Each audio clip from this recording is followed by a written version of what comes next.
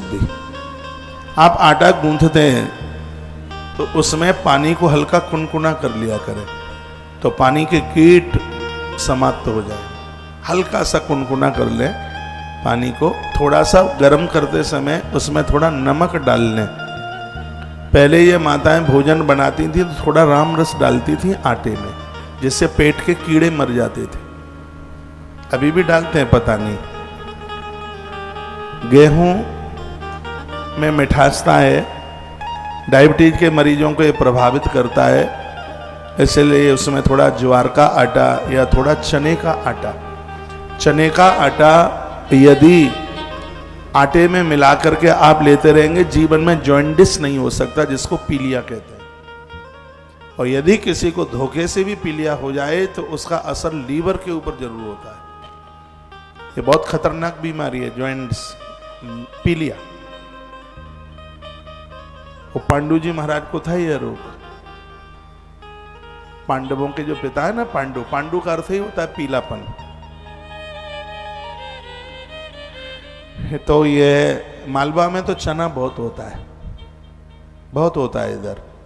मैं तो सबके ही लिए बोलूँगा, थोड़ा सा आटा चने का गेहूं के आटे में गूंथ करके और हल्का कुनकुना पानी करके थोड़ा उसमें रामरस नमक डालकर फिर आटे को आप मारिए।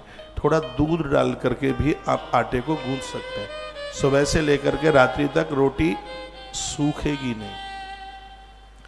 घी नहीं डालें उसमें, तेल नहीं डालें, क्योंकि इतनी चिकनी रोटी है वो आंतों से चिपक जाएगी फिर।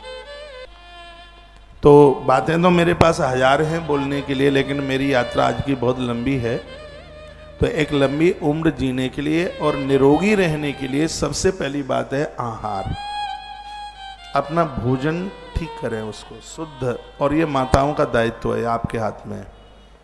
बाजारू खाने वाले लोग तो बीमारी धरे रहते हैं। घर का खाइए, शुद्ध खाइए, भगवान का भोग लगाकर गौ माता को चंदिया दे करके फिर लीजिए। अगली बात कहिए, मैथुनम निद्राशे व्यानाति ऋग्भवे। अगला सूत्र बता है मैथुन, पति और पत्नी का संबंध एक संतान खानदान को देने के लिए। कीड़े मकोड़ों की तरह भोगी बने रहें, क्या जीवन है। इससे तो पशु ज़्यादा ठीक है। पशुओं का भी कोई टाइम समय होता है, लेकिन आदमी इतना कुकर्मी हो गया है, उसने तो घरवाली को, पत्नी को वासना का खिलौना समझ रखा है।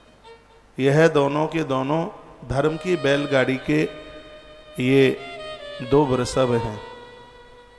पति और पत्नी दोनों मिलकर भगवान का भजन करें। बच्चे बड़े हो गए, बच्चों को भी बच्चे हो गए, नाती हो गए हैं बड़े बड़े, और ये अभी कीटाणु बन करके जी रहे हैं। अभी इनको अपना 25 साल का समय याद आ रहा है। चाशनी चाटने के लिए एक टाइम होता है, जलेबी खाने के लिए, और ढलती हुई उम्र में जलेबी खाते रहोगे तो लोटा लेके फिर लेट बाथरूम में बैठे रहो।